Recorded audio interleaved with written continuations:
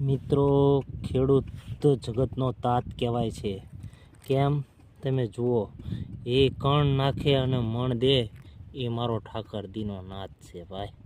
આ એક દાણો નાખી દે, એના 400 દાણા કરી નાખે ને, એ મારો ઠાકર નાથ છે.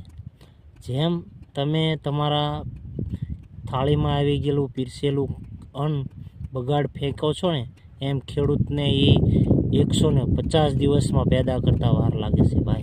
અને દી અને રાત એક કરી નાખે ને, તારે એ ઠાકર એને દે છે. અને તમે મન ફાવા ભાવથી માગો છો. એક શરમ કરો, ડીએપીનો ખાતરનો ઠેલો 600ના 1200 થઈ ગયા. જુઓ, 300ની દવા આજે 900 થઈ ગયા.